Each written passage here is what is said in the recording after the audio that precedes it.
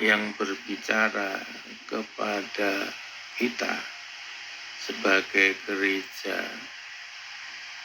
memanggil kita untuk mendengar dengan sepenuh hati agar kita dapat menerima penginfusan dan pentransfusian Kristus yang mengubah hidup, membentuk kita menjadi bangunan Allah yang layak dan menghasilkan kita sebagai pemenang.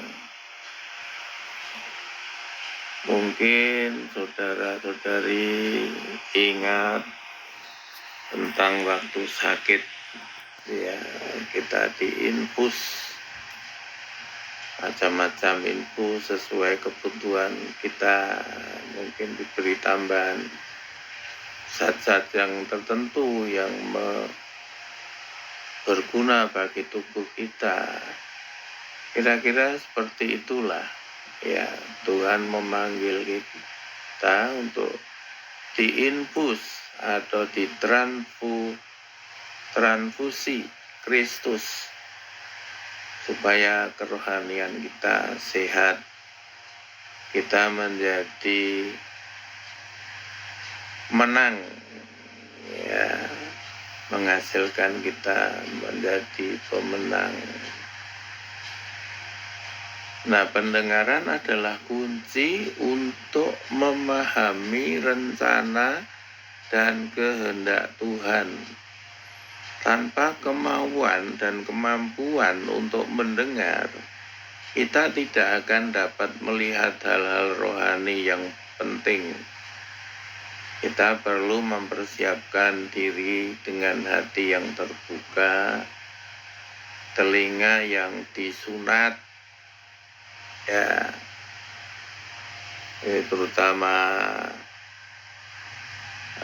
pria atau laki-laki disunat ini sakit, ya, dibersihkan dan diurapi roh serta memohon anugerah Tuhan agar kita memiliki pendengaran dan penglihatan yang benar untuk mengikuti perkataannya. Nah, cara mendengar perkataan Roh Allah berpusat pada fungsi roh manusia, kesesuaian dengan firman dan ketaatan hati. Kita harus tahu di mana roh itu berbicara. Roh Allah berbicara di roh kita, bukan di akal atau perasaan. Ya, seringkali dalam persekutuan kita mendengar, waduh, saudara, sebentar lagi akan ada apa itu, ya, pada akhir zaman ini, bahkan hamba-hamba Tuhan di YouTube meramal dunia seperti ini. Bukan seperti itu, ya.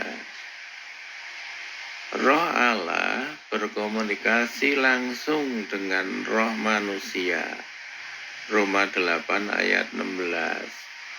Bukan lewat pikiran, emosi, atau suara terdengar.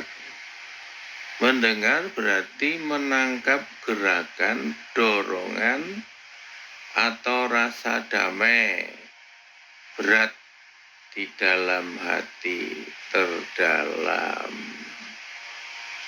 Ya, kalau dulu, ya, zaman Musa itu audible, perintah-perintah Allah itu audible, langsung bicara dan bisa didengar oleh Musa. Tapi sekarang ini kan melalui impresi, ya. Setiap orang itu subjektif. mendengar suara Allah. Ya. Oleh sebab itu kita bedakan, akal hanya memproses informasi, perasaan berubah-ubah.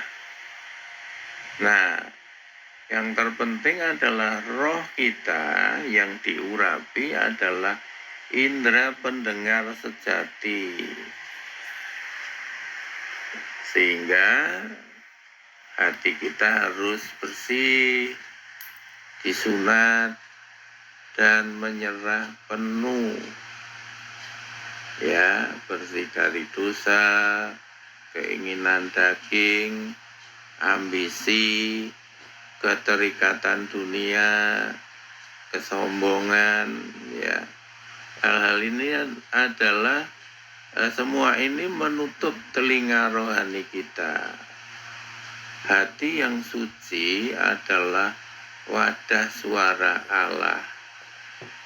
Disunat hati menyingkirkan kehendak sendiri, pendapat sendiri, dan rasa puas diri. Hanya hati yang tunduk bisa menerima apa yang dikatakan roh Allah. Menyerah sepenuhnya. Tuhan, bukan kehendakku, ini konsentrasi, melainkan kehendak-Mu yang jadi. Sikap pasrah adalah kunci agar suaranya terdengar jelas. Patokannya adalah sesuai dengan firman Tuhan di Alkitab.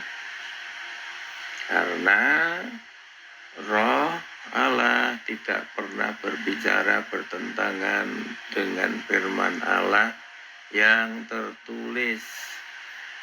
Segala sesuatu, suara, dorongan, atau penglihatan harus diuji. Jika tidak cocok, itu bukan dari roh. Firman dan roh tidak terpisah. Roh berbicara sesuai isi Alkitab. Alkitab menjadi dasar mengenali suaranya. Oleh sebab itu, kita harus melatih roh kita, melatih indera rohani kita lewat ketaatan kecil. Mendengar, tumbuh dengan melakukan apa yang sudah didengar. Kalau engkau taat pada pimpinan kecil, pendengaranmu makin tajam. Kalau tidak taat, lama-kelamaan ya tuli rohani. Semakin sering menuruti roh, semakin cepat dan jelas engkau mengenali nada suaranya. Kemudian kita sering bersekutu dengan saudara-saudara kaum saleh di gereja. Biasanya mereka akan menguji kita, betul tidak itu suara Tuhan. Suara roh biasanya selaras dengan kesaksian tubuh Kristus. Persekutuan. Jika ragu, bicarakan dengan orang yang lain yang lebih dewasa, minta pertimbangan. Karena roh yang sama bekerja pada semua anak Allah. Ringkasnya, mendengar perkataan roh, memiliki hati yang bersih, penyerahan diri, mengenali gerakan roh, cocok dengan Alkitab, taat langkah demi langkah. Ini cara kita dipalingkan kepada Kristus, diubah dan menjadi pemenang seperti yang dijelaskan dalam